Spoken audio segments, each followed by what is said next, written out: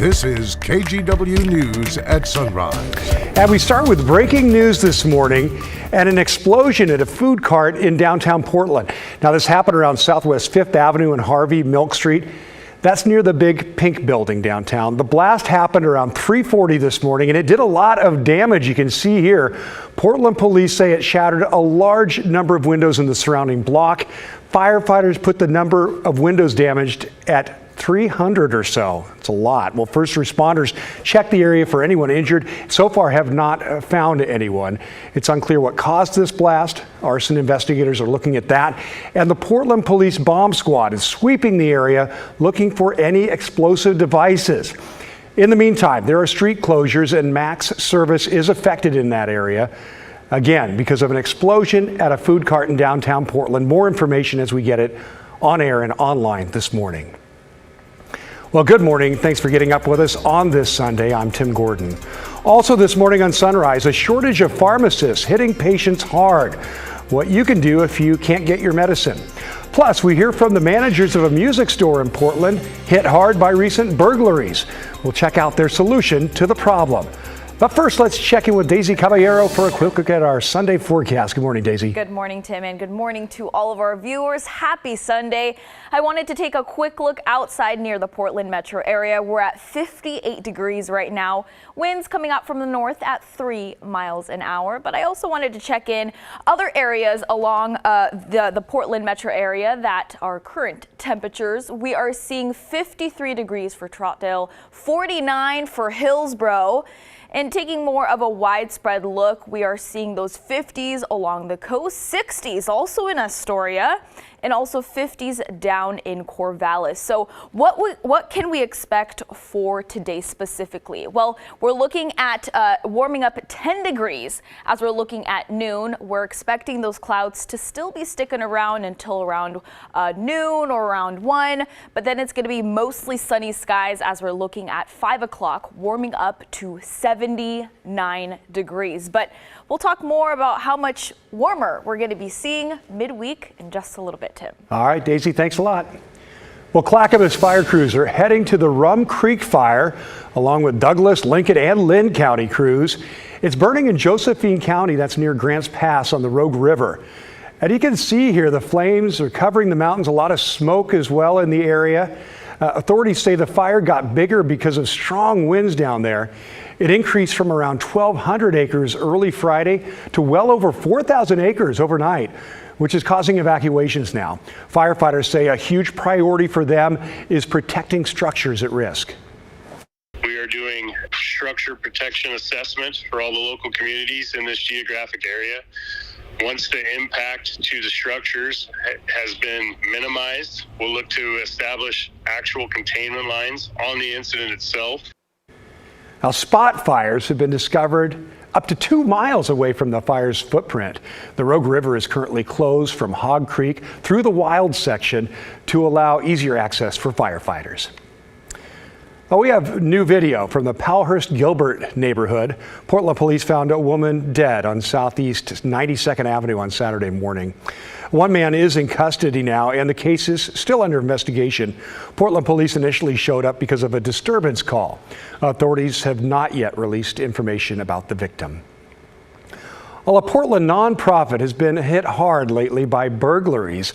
Artichoke Community Music hopes they find a way to stop these incidents. Art Edwards shows us what they're doing. 4 times since June, someone has broken into Artichoke Community Music on Southeast Powell, each time smashing windows and taking instruments and other merchandise. Paul K. Ward became executive director in June. It's expensive for us and takes money out of our pocket that really ought to keep us on mission. So it's a big deal for us. And since I've been here, probably half my time has been spent dealing with all of the downside effects of being broken into. Ward doesn't want to put bars on the windows. He says that would make the building feel like a fortress to visitors. They've devised a system they're installing now using plywood and metal that's decorated with posters. So when they arrive, they're going to feel like they're participating in this incredible legacy of the Portland music scene through Artichoke Music. But anybody who wants to break in are going to look at the way we're constructed this and say, There's absolutely nothing I can do about getting in this place anymore. The community has come through to offer support. Live music and lessons will continue. I'm really optimistic because if there's anything that Portland stands for, it's two things. One is creativity and the second is resilience. Artichoke Music is 49 years old, going strong and looking at a bright future despite all the recent challenges they've faced. We do this because this is important to do.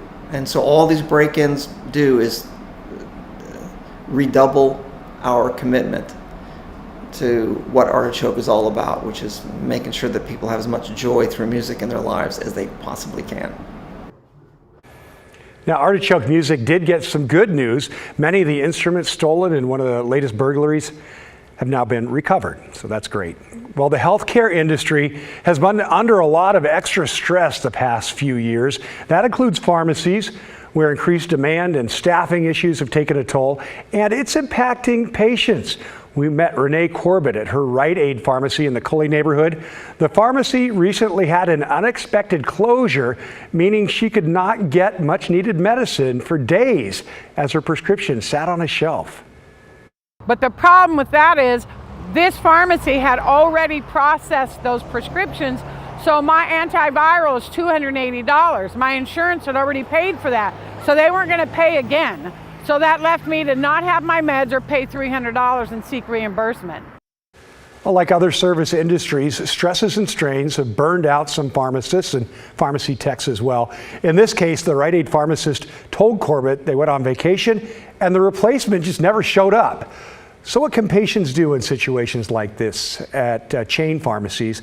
The Oregon Board of Pharmacy suggests patients try another location of a chain pharmacy to try and get the prescription retrieved or refilled, or ask your insurance provider for help in that.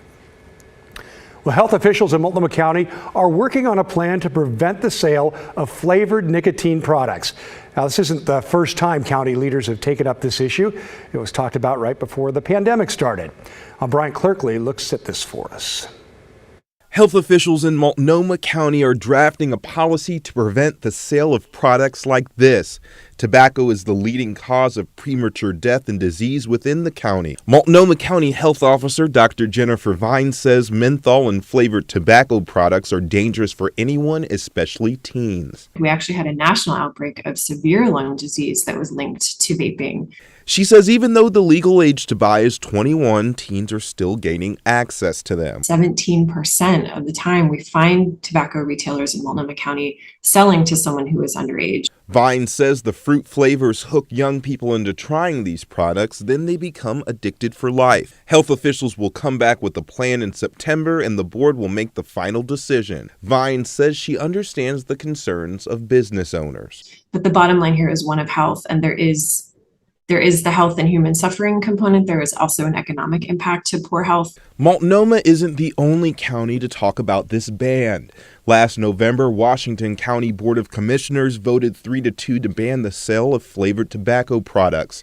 That ban is currently on hold after a temporary injunction prohibited the enforcement. Mo Hassan owns Mo's Smoke and Vape in Southeast and hopes a ban does not happen in Multnomah County. For my business, and not just for my business, for a lot of smoke shop in the area, they will have to close because that's the main thing for our business.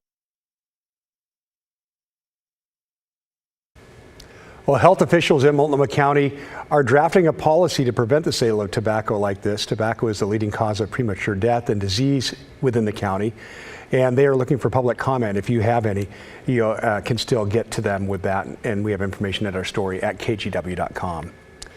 Well, just 2 minutes away, thousands finished the Hood to Coast relay. That includes some runners with various abilities. We'll meet the folks who aren't letting anything hold them back. Stay tuned.